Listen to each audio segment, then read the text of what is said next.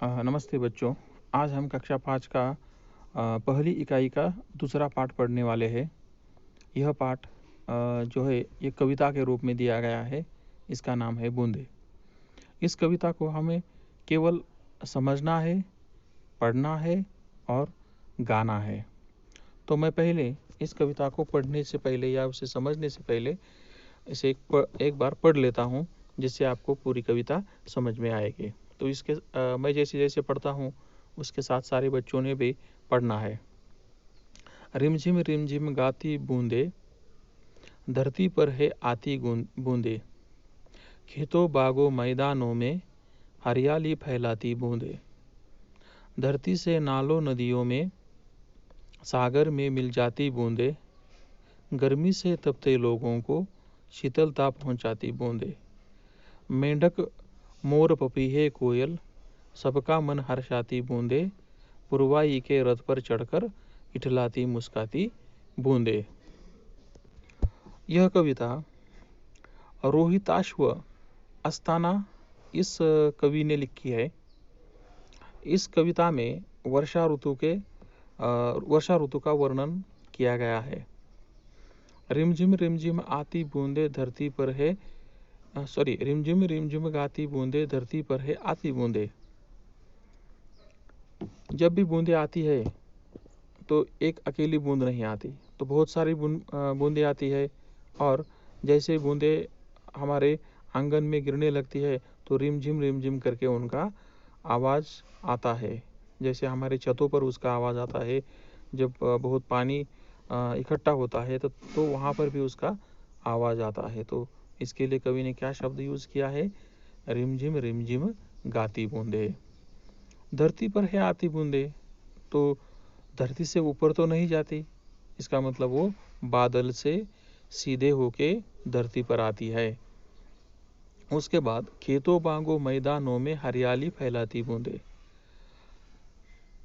जब तक ग्रीष्म का ऋतु चालू रहता है या गर्मी का मौसम रहता है, इस गर्मी के मौसम में हम काफ़ी परेशान हो जाते हैं। हर तरफ जो पहाड़ियाँ होती है वो वहाँ पर बिल्कुल हरियाली हमें दिखाई नहीं देती, तो उसे देख कर हमें अच्छा नहीं लगता।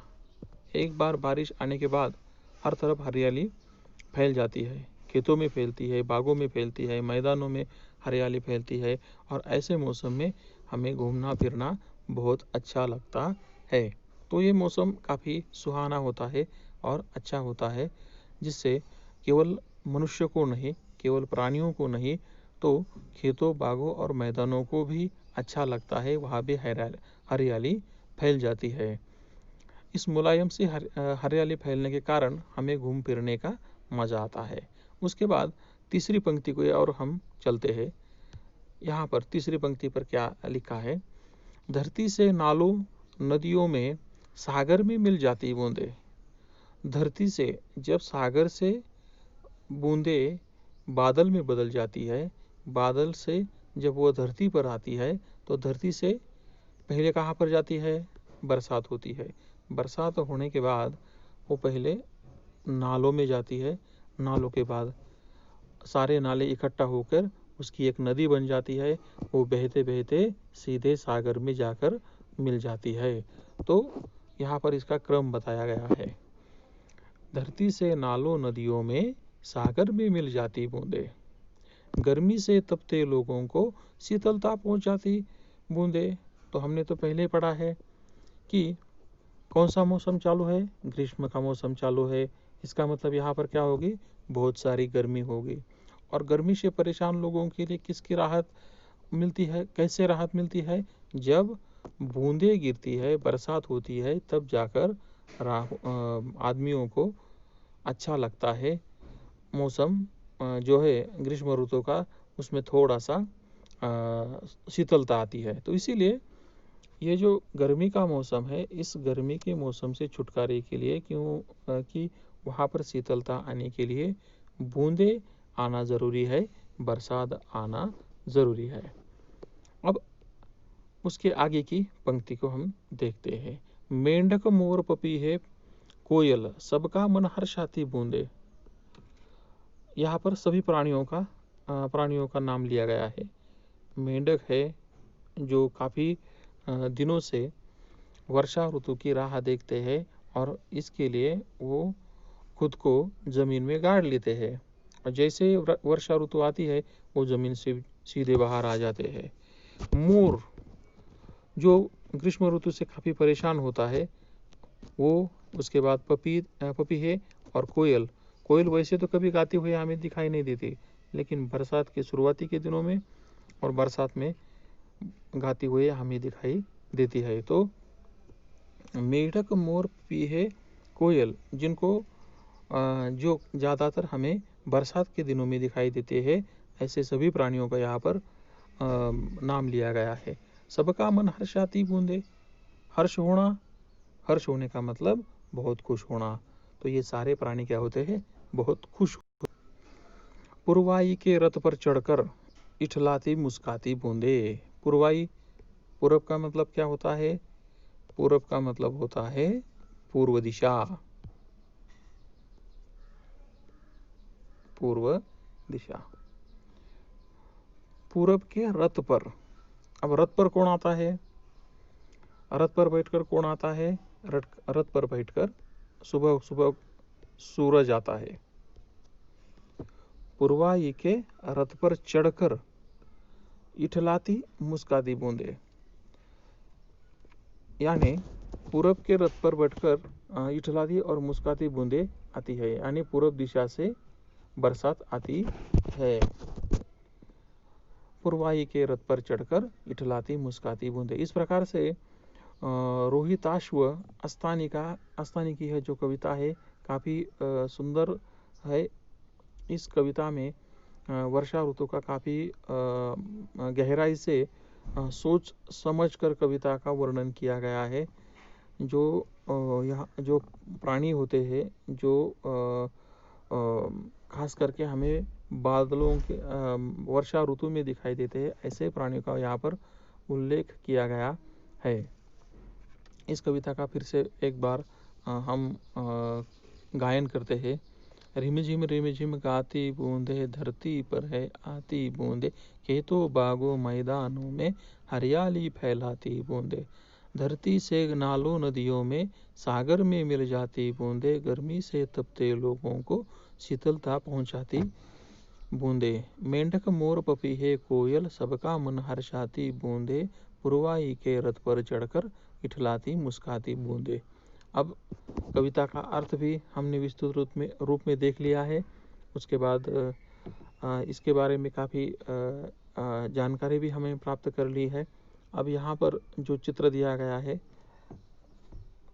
उस पर हम कुछ शब्द और जो कठिन शब्द है उस कठिन शब्द का हम यहाँ पर लिख लेंगे। तो पहला शब्द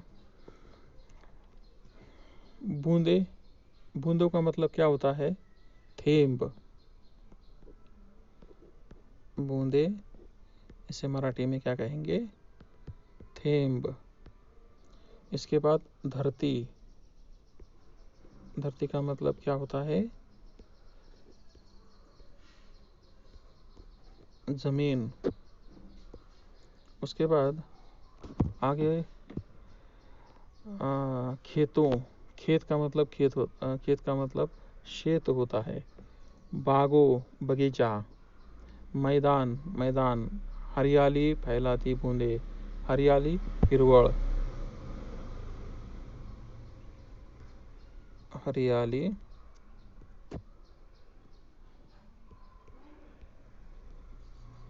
हिरवळ।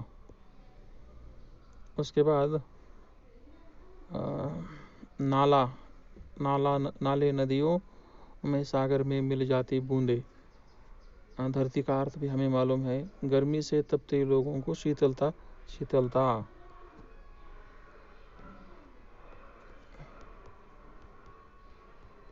शीतलता का मतलब होता है ठंडता। ओके। उसके बाद और क्या कठिन शब्द है इसमें? मेंढक, मोर, पपीहा, कोयल, सबका मन हर्षाती। हर्ष होना, हर्षाना, खुश करना,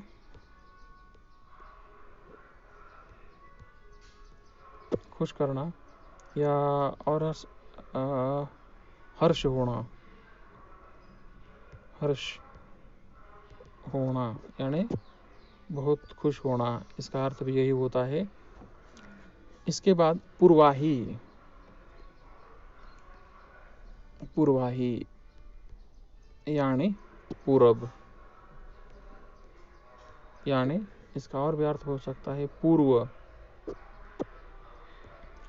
पूर्वाही के रथ पर, पूर्वाही के रथ पर कौन आता है? सूरज आता है। सूरज क्या करता है? नया दिन की शुरुआत करती है। लेकिन ये नए दिन की शुरुआत के लिए इस सूरज के रथ पर बैठकर जैसे ये बूंदे आती है, ऐसा वर्णन यहाँ पर हुआ है। इसके बाद इसमें यहाँ पर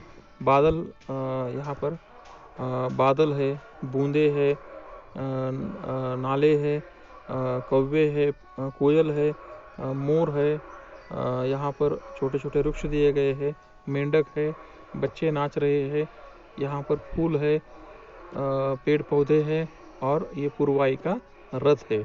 इस प्रकार से इस पाठ का पूरा वर्णन है। तो इस पाठ को एक बार दोहराना है और यहाँ पर 2 सवाल दिए गए, इन सवालों को देखना।